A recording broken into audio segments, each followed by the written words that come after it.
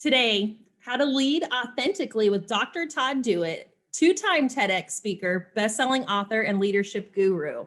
He's a top LinkedIn learning author and one of Inc. magazine's top 100 leadership speakers. And today, we get to pick his brain on leadership in our business.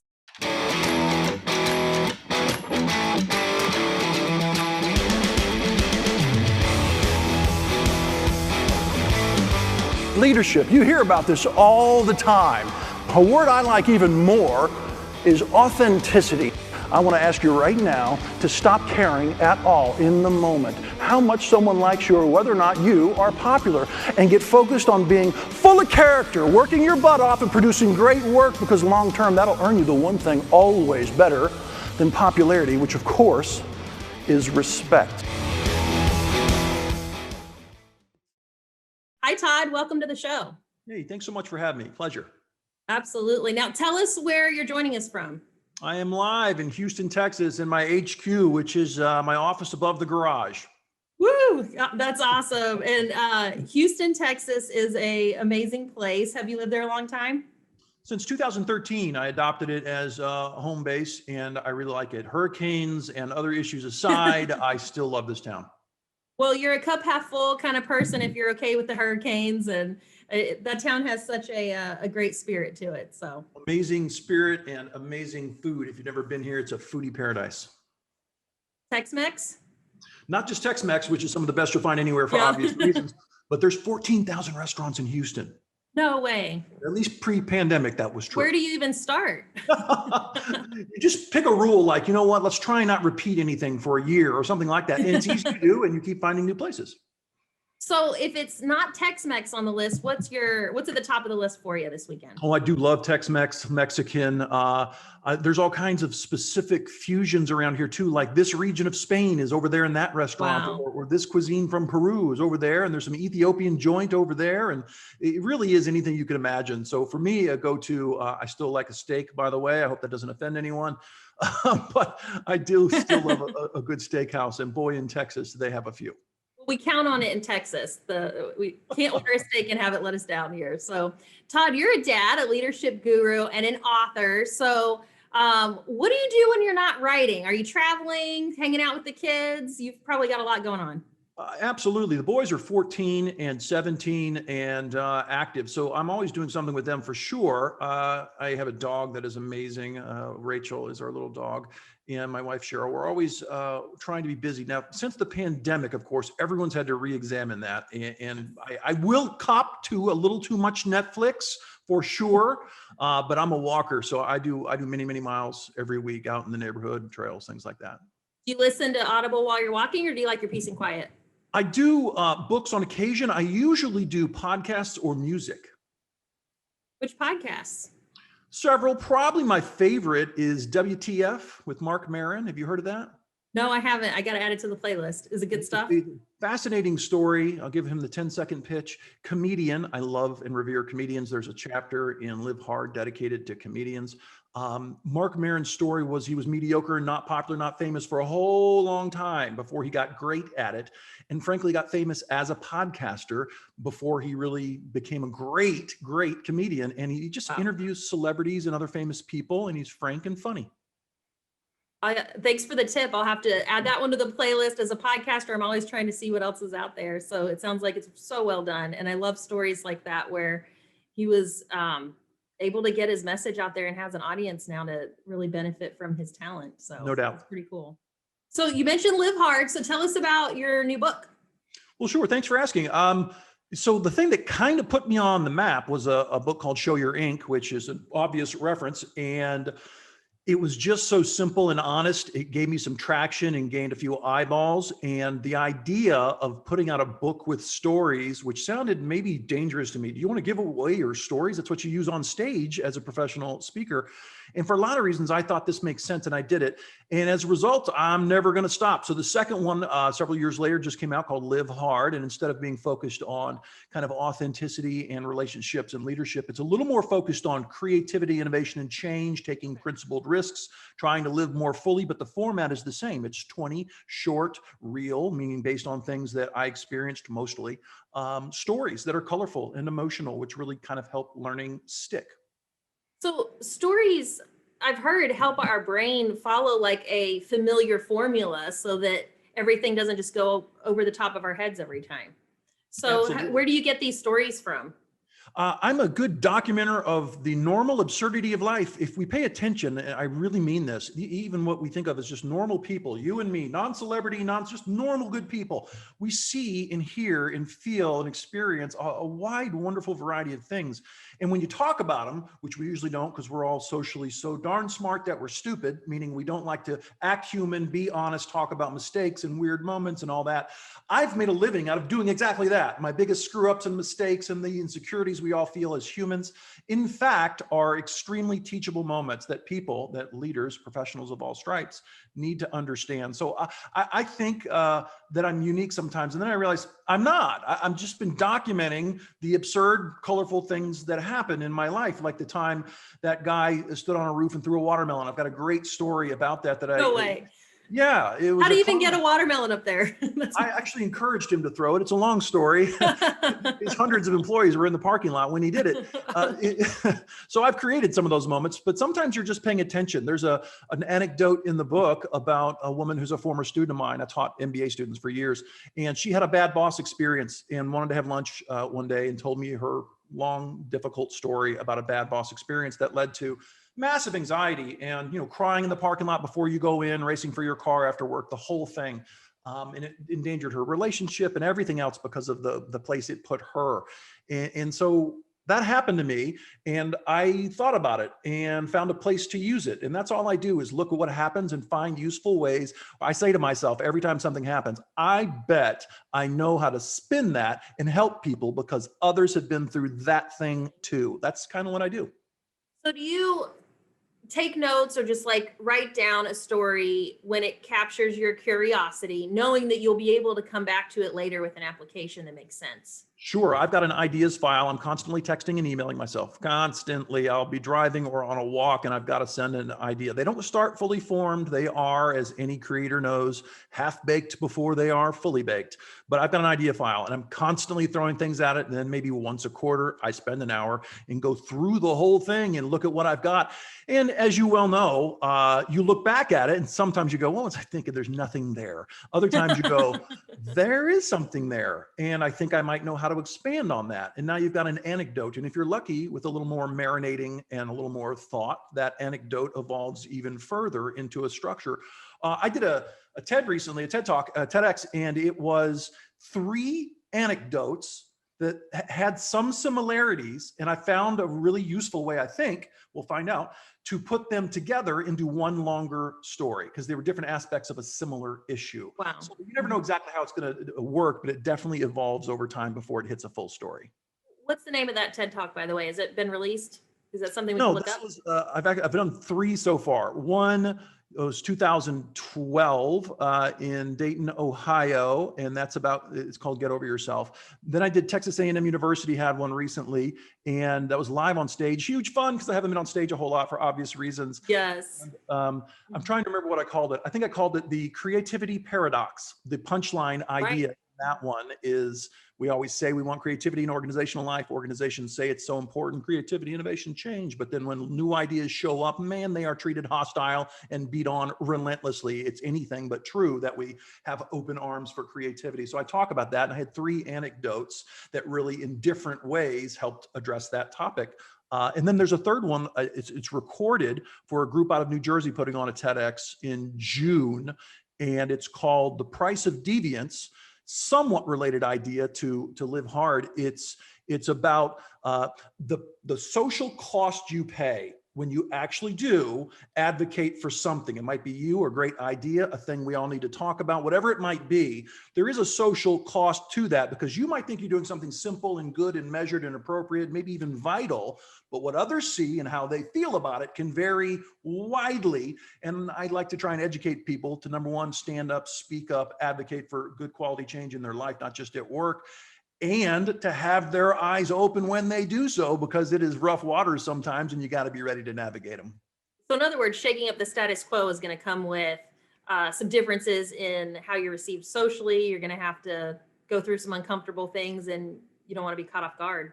Almost But you also always want to the case. encourage people to still stand up for their message. You know, the worst thing in the world for me, being a person who kind of motivates in this area for a living, is watching someone who hasn't done it for a long time or ever find the courage to speak up to someone maybe they're in a relationship with, or about an issue we should be changing how we deal with at work. Have it not go awesome, and then go back into a shell and say, why did I do that? Why would I ever want to take that risk? I volunteered for that risk and I don't want to do it anymore. Change is no fun. Forget change. That's the most horrible thing in the world. My job is to get them to rethink it, learn something, reframe it in their head, and try again. So when we have an idea, tell us what we should do with it, because I wonder if sometimes those seeds of ideas, when we share them too early, the other person just can't envision where it's going, and then the idea just gets squashed. So like, what should you do with a baby of an idea that's just not born yet? The way you just said that was perfect. It's what happens all the time. It's a little different when you think about relationships, friendships, and partnerships versus work. At work, there's a known social system, and it's not you and one friend, two friends, one partner. It's you and a social system. And there are many spots in the hierarchy. There's always a hierarchy. They have different agendas, different levels of power, different interests in what you may or may not have to say, given whatever the idea might be. The short answer to your question is, if people were thoughtful about preparing how to give the idea its best shot possible before finally having the guts to say, we really should fill in the blank, then they would be much better off. And that happens. I've seen it a million times. Someone finally goes to that same meeting that they go to every week, and they listen to this thing and they don't say that thing they want to say. And finally they go, the truth is the software is bad. I don't know why we should do, and they say what they want to say. And then no one was prepared. No one has the context. No one is invested. And the reaction is maybe not as good as they wanted. Ahead of time, they could have thought about, how do I shape that to be discernible, understandable to the audience who's there? How do I reframe that to make that useful, not just to me, but maybe a benefit to them they can see personally, not just me sharing an idea? How can I go start some conversations and float some trial balloons before that big meeting to give this idea, when I finally go public, a chance? There's a lot of practical things like that you can do. So it sounds like we are making it really hard within our corporations for people to be creative. So what are we doing to squash creativity that we need to be aware of? Oh, how much time do we have, friend? So my first, you didn't know this, but my first love as an academician back in the ivory tower days, before I morphed into a more general leadership person, that's kind of how people know me now. I started because everything in the world of the ivory tower is extremely narrowly defined. And when you get your PhD, you got to do a dissertation, and it's got to be on a very narrow topic. And my first narrow slice was on creativity and innovation, specifically creativity and what fosters and what inhibits individual creativity. And that's where I published for several years before morphing into a generalist. So I'm still, that's why Live Hard's so fun for me, because it gets back into some of those topics. What do we do? Well, we love efficiencies. And so we put rules and processes in place to try and make sure that things flow like they're supposed to. And we do that so much that we actually stop asking questions about, hey, is this the right flow in the first place? Or hey, when's the last time we intentionally disrupted ourselves to make this improved? And not just followed the rules correctly, but in fact, an improved set of steps. That's a process view. On an interpersonal level, there's a painful answer to your question, which is that we immediately, because everyone wants to demonstrate their intelligence in the front of others, that's a social reality that's so weird. We either shut down or overshare. Those are much more common than shut down or overshare. Yeah, thoughtfully engaging and giving a measured response. That's not nearly as common as shutting down or oversharing. So people want to do that. They want to go, no, don't think that will work. And the easiest way to quickly respond is not praise for most people, but it's critical. I won't say it's wrong, but it's usually not productive, because a new idea shows up and the first thing people want to do is, you know what? I want to make sure everyone knows I understand what was just said. So I'm going to say this. that is possibly interesting, but it'll cost way too much. Or I hear you, but I think we tried something like that last quarter and it didn't work. I'm not sure why we would. And they immediately want to assert themselves in some way that frankly isn't good for creativity, even if, which is terrible to say, even if they're kind of right. Because what that idea needs, to your earlier question, what that idea needs is a little fertile ground to roll around and grow just a little bit before we start throwing knives at it, which is what we usually do quickly. So it sounds like there's a cost to shutting down creativity. And so even if we are right, and even if we've already thought of that angle 100 different ways, that if we shut it down too fast, then we might also be shutting down the second and the third idea that would have followed it. It's just spot on the way that works, for sure. Every time you're engaged in a situation with someone, there are strong ripple effects for your future interactions based on what they learn today in this interaction. You're precisely correct.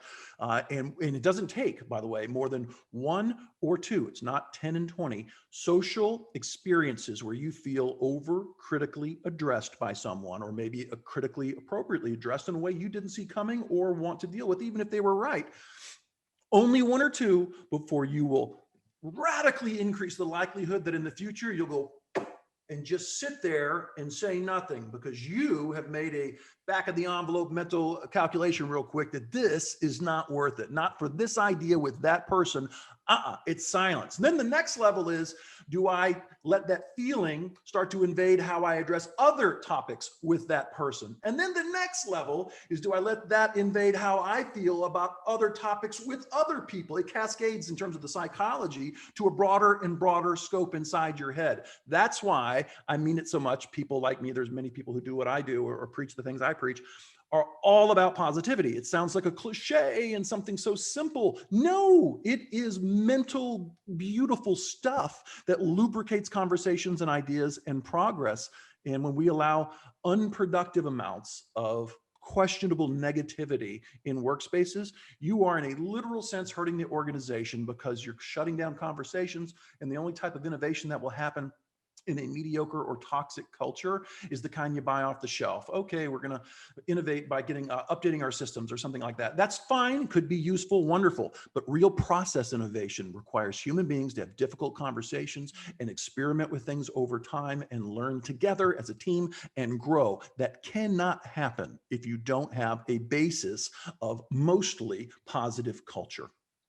Interesting. And I think most of the business owners listening to us today would say that they value innovation as an integral part of the future of their business.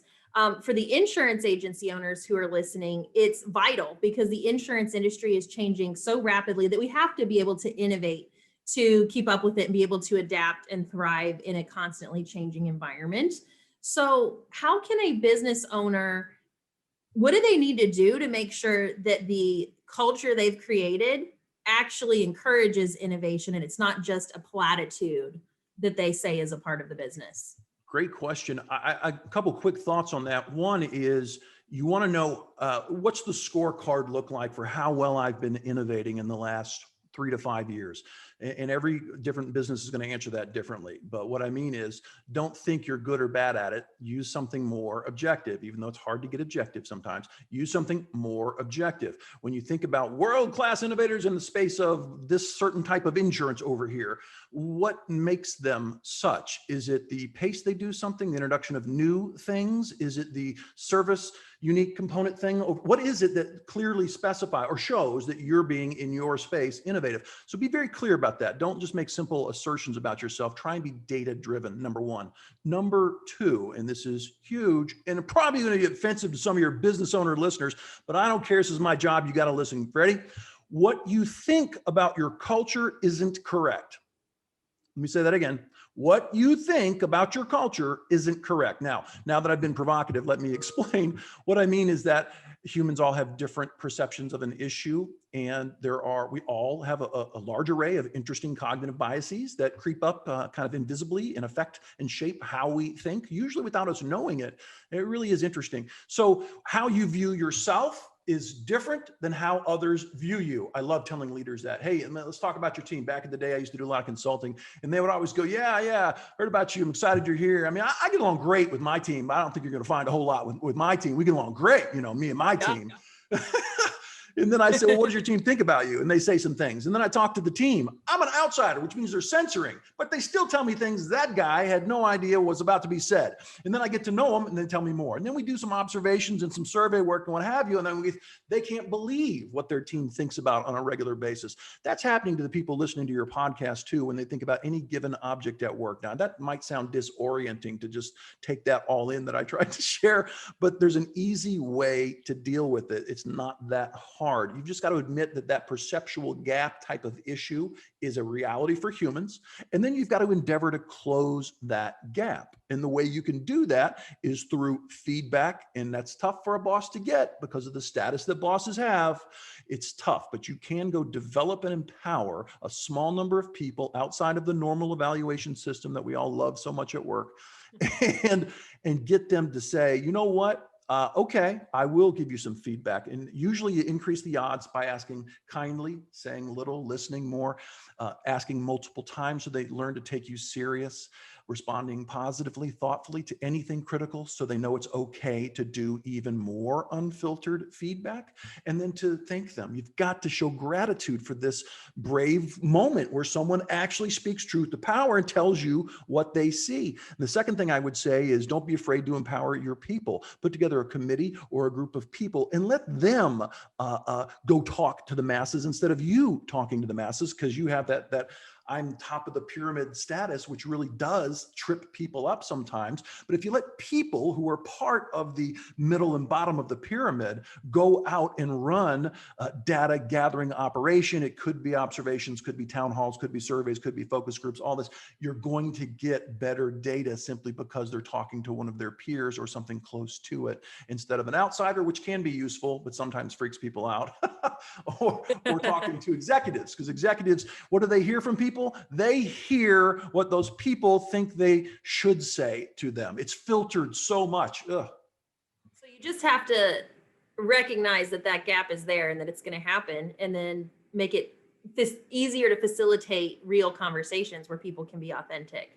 If you value innovation, you're going to have tough conversations and get past your own perceptual biases and make it a much, much bigger conversation where others have just as much or more say than you. That's just a requirement for real innovation. So it sounds like a stretch. So is it worth it? What's the difference in a team culture where that's happening compared to a team culture where that's not happening? There's a lot of variables there to try and answer that. I mean, for example, one of my favorite variables deals with accountability and performance standards. So, for example, you could have a very positive team culture, one that is, which is reported by people. If you were doing a survey, for example, yeah, I dig my job. I feel pretty good when I'm at work. I kind of like everybody. My satisfaction's good, and I do my work, and it's great. But the truth is that organization and or that boss has really not held people accountable since 1982. And everyone just loves going to work and talking around the water cooler, but not a whole lot gets done. But so those scores can be misleading. What I would say is what you're looking for is a positive environment for sure, but one that has mutual accountability, meaningful, clear, transparent standards. When those are true, positivity is nothing but an elixir for good productivity for sure. So imagine that if we have this environment where that feedback loop is occurring and people feel like they can be more authentic. Let's talk about environments where things might be a little bit newer. So I've talked to some agents lately where they said, I'm doubling the size of my sales team this year. And they're in a high growth environment, and it is shaking up the team culture hardcore because you have the group that's been over here that's used to doing it the old way forever. And then you have the new people that are coming in trying to get their footing. So what can fracture team culture in a high growth environment that we need to be aware of? It's a great topic, and it's commonly a challenge because people are so excited they did A, B, and C to create this growth, And now they're going, oh, I'm feeling the pressure and the downside of growth that I never saw coming, which is strange, but that's absolutely the way it is. So the short answer is you have to get ahead of it and start recognizing that each new success could lead to growth and a fracture in the culture the way you described. So you want people to be brought together and talk about that dead body in the room instead of walking over it every day like we tend to do at work, and start talking about it. This is what I would say to anyone going through it right now. I would say it is rare in your professional career that you get to be a part of an organization with a legit opportunity to define what it stands for, its values and its culture, right? And really define it, collectively define it. So there's no more old versus new. There's we defining how we would like to exist, so we can all start mutually holding each other accountable for this beautiful new thing that we've defined. It's partially who we are. It's partially aspirational. It is whatever we collectively say it is, but all of us, old and new. And then here's the tough part of the answer. If there is old left over that doesn't like change for whatever reason, and yes, that does happen, you have to ask yourself what you value more: those 3 people over there with whom you have a long history, or the 50 people over here who are really into what I just said, that collective new discussion about what we're becoming and how we're going to define it.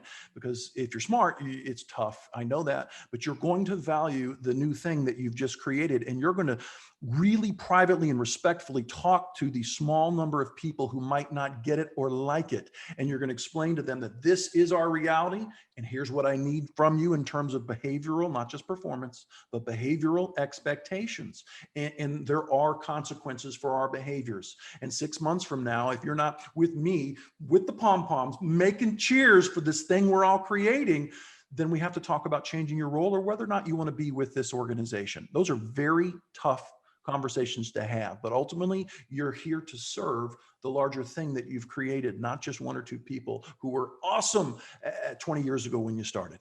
And having that purpose clearly defined makes those decisions a little bit easier, because it's easier to tell if you guys are all heading in the same direction or not. And Todd, you mentioned that leaders can have that moment where they can be a little unaware that there's a perception gap on the team. And I'm wondering if it's possible when you're in a leadership position to feel like you're being authentic because you intend to be authentic, but you're not actually being authentic. Have you ever seen that happen? It's extremely common. So there's this thing, it's a phrase I made up called the status bubble, and I'll explain it to you because I think it's what you're talking about. The status bubble is a psychological barrier between people that exists because of differences in position in the hierarchy. So I've heard this many times from people who occupy lofty positions in the hierarchy. They say, I'm a decent person. I'm an open book. What can I do, Todd? I keep the door open and I try to be honest and be authentic. And I go, first of all, I'll judge how true that is as I get to know you. But more importantly, if you were to assume all that's true, there is still a burden, and it's big, that you carry just because of the role that you fill in the hierarchy.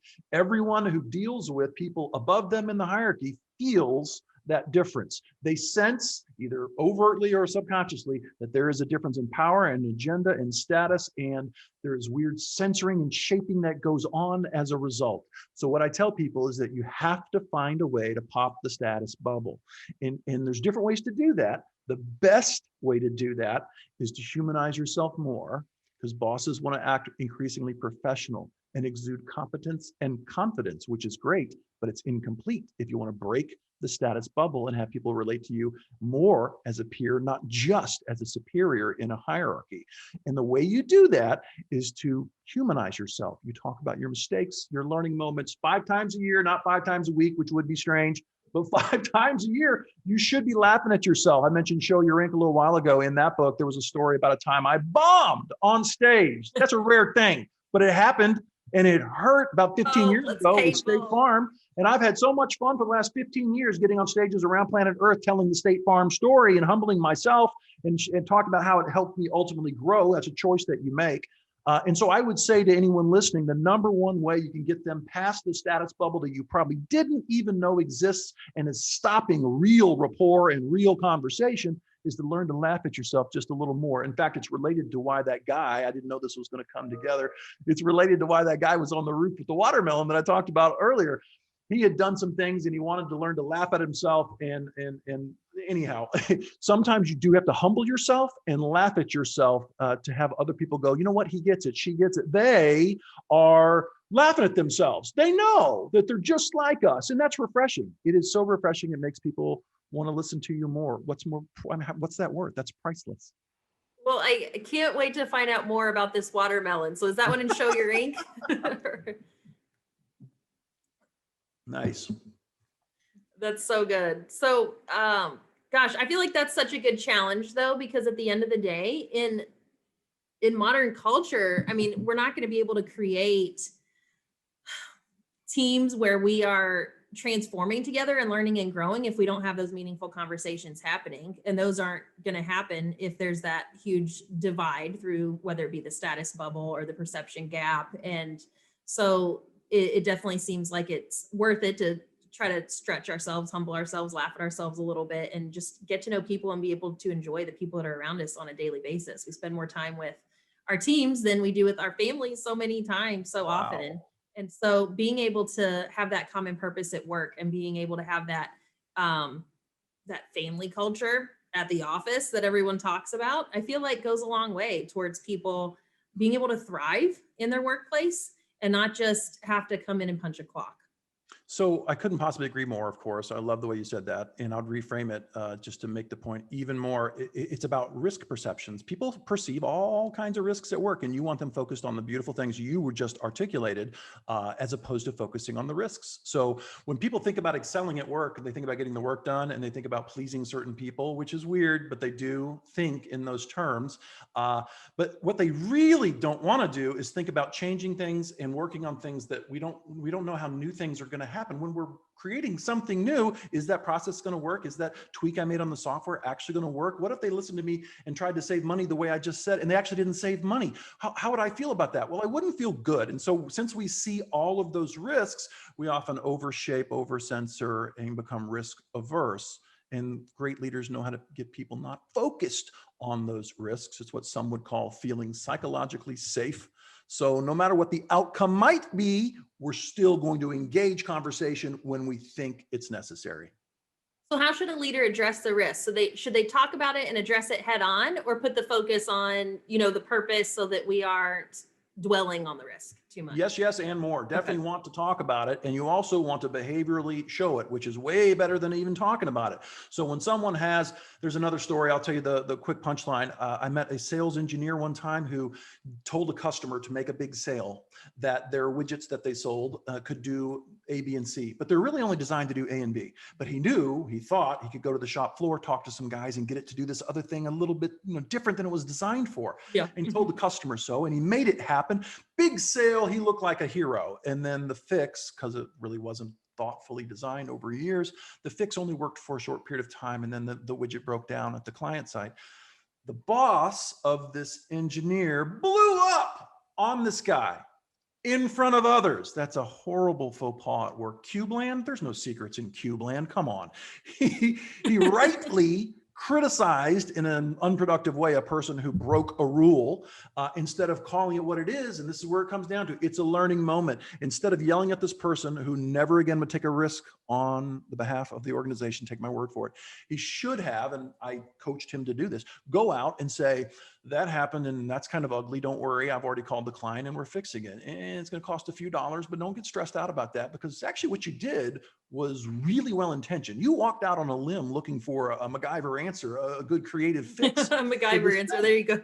And you did it. And you know what? We got to get better at doing that so we reduce the risks. We got to help you next time instead of you doing it solo. I'm going to put you in the newsletter with a big innovation under your name, because that's what you just chased on our behalf. And I have to thank you for that. That took some guts and it was creative. Let's see how we can do it differently and better next time. That's how you're supposed to respond. Wow. And here's what I'm wondering, Todd, and let me know if you can shed some light on this. But when we talk about addressing the risks head on and this communication that has to happen, I wonder if oftentimes the people in leadership positions are those drivers, the captain of the ship, that are very comfortable with change, and they're not as risk averse as maybe many people on their team, if not the majority of their team, depending on what industry they're in. So how should a person who's very risk tolerant talk to a group of people who are probably more risk averse than what they're saying externally to you? It's an interesting question, and I bet you there are industries and sectors where that was very, very, very accurate. I've actually seen a lot of executives lean towards risk aversion, because the bigger the fiefdom I manage, the less I want to screw it up and lose it. And that's one of the reasons scholars out there think that organizations have a difficult time innovating, because they are so in love with the status quo they've created that made them look good in the first place. So there's some of that. But in general, your point's really good. The idea that we're different people, and that's not good or bad. We're different. There's a different profile of people that ascends to the executive ranks. They're pretty rare, hardworking, type A, all those things. I'm stereotyping, forgive me. And the real challenge that you've pointed out is that when framing change for others, they need to appreciate those differences that really make them see the issue different. And so the question becomes, what words do they need to hear? Not the jargon, but words in language they would use. What are the benefits that clearly justify the efforts you're about to go tell them we've all got to exude to get this change to happen? More ideally, can you make it a real minority of the time that innovation is just decreed from on high, and instead is the result of a collaborative process across levels of the hierarchy, meaning they're not surprised because they had some representation in creating the very thing the executive is now saying is about to happen? That is always the ideal. So they have a bit of ownership in it then, at least mentally, emotionally, they're invested in this idea or this project because they were a part of it. You got it. And I think that hits the nail on the head. It's one of the hardest things I've watched executives do is get past saying, I know I should give up a little control, and actually do it. Because when people feel empowered and have ownership, to your point, it's ridiculous how their behavior is so much different. They just persevere so much better. They're more creative, et cetera, because they feel ownership. Agents, this is a golden nugget of an idea for us, because as captains of the ship, we already have a lot of great ideas, and we may have already thought through all of the, the ifs, ands, or buts. But what I'm hearing is that if we slow down the process long enough to let the rest of the team be a part of the new change or this new thing that we're going to pilot, then even if it takes a little bit longer, if the end result is that the team is bought in and on board and is tackling this pilot or this campaign with an ownership mentality, then we're going to have better results. And so then it becomes worth what we thought was a delay in the timeline. I think so often we're rushing ahead to try to get this new lead source in front of our salespeople, or we're trying to get our team behind this new campaign that's going to grow the business. And we're probably going to be met with a little bit of resistance if they just aren't on board with it yet. So I think sometimes we just have to slow it down a little bit and not expect them to be quite at the pace that we're at. And we can do that by involving them or involving more of them, so that we have that group of people who can speak to, hey, we tried it and it worked and this is why we like it. And then you have champions for the project on the floor that can help you when you're rolling it out to the rest of the group. So champions on the floor will take a mediocre idea and make it implement successful, whereas lacking that champion group mentality, ownership mentality on the floor will tank a great idea quickly. I've had to learn this one the hard way, Todd, if I'm honest, because I like to charge ahead and just put together some great content and a great process and be like, here you go, guys. And it just doesn't work that way, because people will just look at it and be like, okay, and then just not do it. And then it's so much harder to deal with it after the fact when you rushed implementation, you don't have buy-in, and everyone's just not doing the new process. And they're not even saying they don't like it. They're just not doing it. And so I think that I've had to really relearn how we do pilots at Quantum, and learning to have that test phase, slowing it down a little bit, making sure that you do have champions that are on board, because if your champions aren't on board, there's probably something wrong with your process. It absolutely is. It can definitely get better. So that's made a big difference for us. I'm sorry, if I haven't said this, I think I'm remiss and I have to say it. Your ideas and your expertise, dear owners, is very important, but everything is about execution, and execution is all about relationships, even more than the perceived quality of the ideas that you're advocating we should adopt. It's all about relationships. The more you nurture that collaborative feel, that real rapport, that building of trust, the more any given idea you might be trying to discuss with them will be taken quite seriously, because within the confines of a great relationship, almost anything's possible.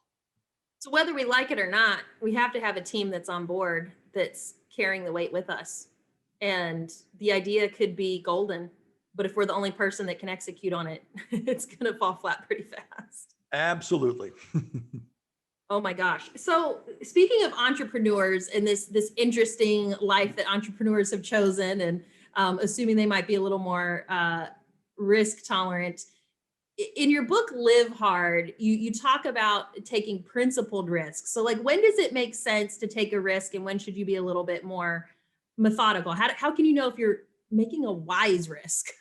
That's a great question. I'm not sure there's a simple, perfect answer for it. But I want people to struggle with it thoughtfully instead of just avoid that risk. I mean, there's research, by the way, when you talk to older people, people more advanced in years, and you say, look back on life. Hey, do you have any regrets? What do you wish you would have done differently? You see some things that are kind of predictable show up. Hey, I wish I would have more fully, more engaged. I wish I would have taken this risk and that risk in my career that I didn't do. I didn't chase that dream. That's pretty common. So what I like to remind people is that if you're not sure, is this wise or not, on average over a lifetime, still try it, because when you fail and you learn, you are investing in being a person of advanced years later who can look back and say something I think is beautiful, which is this: man, I went full speed to the best of my ability, learned a ton, tried so many things I wanted to try, big wins over there, couple losses, but man, they taught me a ton and actually pushed me to the next big win. That is a story looking back that sounds more like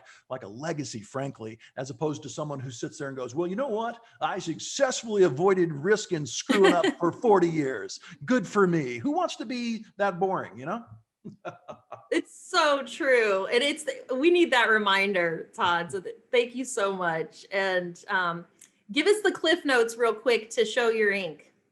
Well, the signature story is by the time I got ripped by a boss at a consulting gig in Matamoros, Mexico, because apparently the client had seen an early version of some ink I had and really made some jokes about it and questioned the talent we hire, because it was still more stigmatized, 25 years ago than it is now. And so that book is just about various aspects of authenticity and relationship stories, 20 stories around aspects of relationships that really do drive personal success and leadership success. Fun, emotional, make the learning stick type of stories. In fact, to just give people a little frame of reference, if you ever watched a really good keynote where most of them are kind of story driven, those are the stories that make up my story books. That is to say, they're 5 and 6 pages. They're not 2-hour stories. They're short stories, but they get to the point and they're real. I can't believe I'm admitting this to you, maybe 80 to 95% of a given story is real. And the rest, of course, we took some writers' rights and made it a more coherent or a more impactful story, but they're real and people love them. So thanks for asking. Oh, absolutely. So thanks for telling us about your books. And I know you're an avid writer and author, and that you have authored several other books as well. So what's the best way that our audience can look you up, find your stuff, and connect with you? Thanks for asking. My 2 favorite answers to that are, number 1, LinkedIn. That is kind of often the center of many things I do professionally, from live streaming to what have you. So check me out on LinkedIn and connect. I'd love to connect. And then there's my actual website, drdewett.com. That's DRDEWETT.com, which has more than you'd want to know about me as a speaker and the books and so on. And I love your newsletter, Just Do It. So make sure you guys look that up as well. And agents, I know that you're in insurance forever. You're not planning on exiting. So you might not be on LinkedIn yet. If that is you, I'm telling you right now, don't wait another minute. Revive your LinkedIn profile. Get on there. It's different than it was 3 years ago. It is the place you want to be to stay connected with influencers in the insurance industry and outside of the industry. People like Dr. Todd Dewett, who can bring in this fresh perspective for us and help us learn and grow as we're entrepreneurs in our businesses. So get on LinkedIn and start following Dr. Todd and some other great people, and it will just be that little extra thing that you can do to keep those good ideas flowing and get yourself in front of some great content and make some great connections. So thank you so much, Todd. It was really great picking your brain on leadership and just how to be a little bit more authentic and not forgetting about the relationships piece of this puzzle, because our ideas are so important. We want to foster ideas, but the idea itself is only going to take us so far. Thank you. My pleasure. Talk to you next time.